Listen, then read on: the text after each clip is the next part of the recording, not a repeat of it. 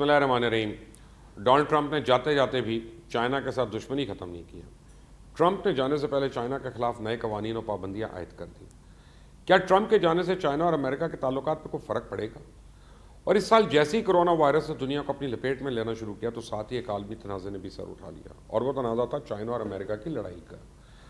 American president Donald Trump ने पहले तो कोरोना वायरस को चाइनीज़ वायरस कह के चाइना के खिलाफ एक महाज खड़ा किया। फिर दुनिया ने देखा कि चाइना ने तो वबा पे काबू पा लिया, लेकिन अमेरिका में लाखों लोग उसका निशाना बन गए। हुआवे और 5G को भी लेकर दोनों ममालिक के दरमियान काफ़ी लड़ाई हुई।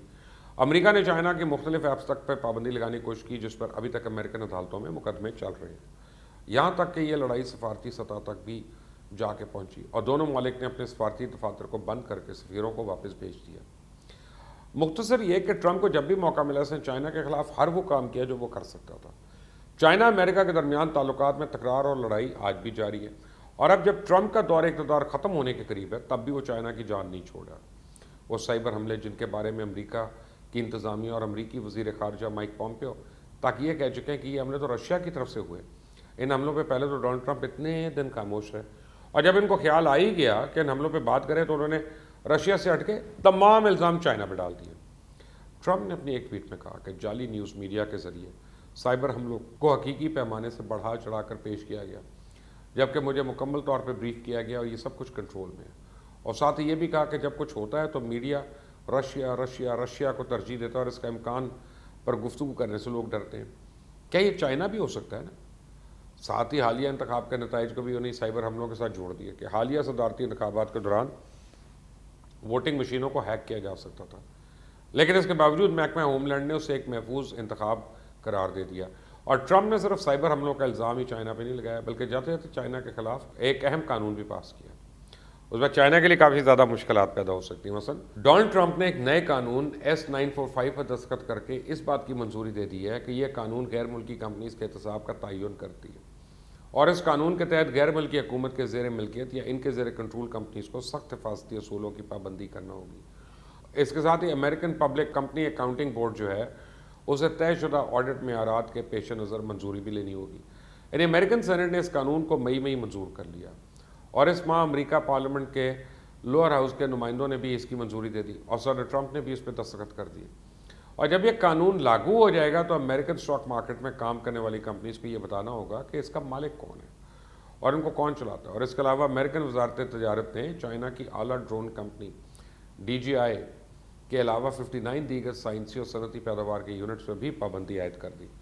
उसमें चाइना की shipping company Beijing institute of technology, उनकी जैली कंपनी के अलावा Nanjing university of aeronautical engineering and और उसके बाद सेमी कंडक्टर्स और मैन्युफैक्चरिंग कंपनीज, ये सब शामिल हैं।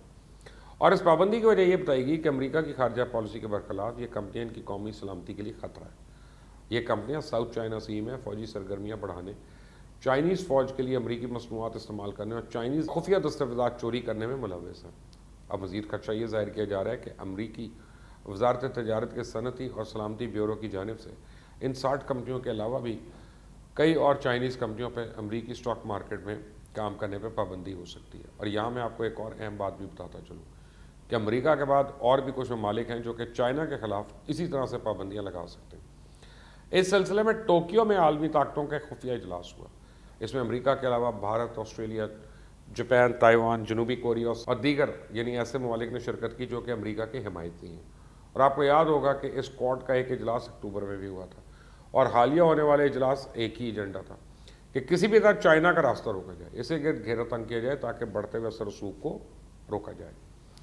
अब इससे भी एक अहम बात है कि ट्रंप ने जो कुछ चाइना के खिलाफ किया, अब इसके जाने के बाद भी अमेरिका की चाइना के खिलाफ यही पॉलिसी रहेगी, या अमेरिकन इस्टेब्लिशमेंट ने चाइना और ताइवान के हवाले से तो ये वाज़ेह कर दिया कि जो बाइडन भी ट्रंप के फैसलों पे अमल दरामद करने के पाबंद होंगे और उन्हीं पॉलिसीज़ को आगे बढ़ाएंगे। और ये बात हर एक जानता है कि अमेरिकन सलामती के अमूर अमेरिकन प्रेसिडेंट नहीं बल्कि पेंटागन की मर्जी से चलते हैं। और जिस तरह जो बाइडन के कौमी सलामती के मुशीर जैक स्लेवन ने साउथ चाइना सी में चाइना के खिलाफ फ्रीडम ऑफ नेविगेशन ऑपरेशन चलाने की हिदायत की है, उससे तो ये बात मज़ीद कन्फर्म हो रही है कि ट्रंप के जाने और जो बाइडन के आने से भी चाइना और अमेरिका के मामलात में फौरी तौर पर फ़र्क नहीं पड़ने वाला। बाइडन हुकूमत ट्रंप हुकूमत के फैसलों को ही आगे बढ़ाएगी और चाइना के बढ़ते हुए असर सूख को रोकने के लिए अमेरिका, इंडिया, जापान, बरतानिया और फ्रांस के साथ अपने ताउन को बढ़ा रहा है और साथ ही साथ ताइवान को भी दिन ब दिन मजबूत कर रहा है।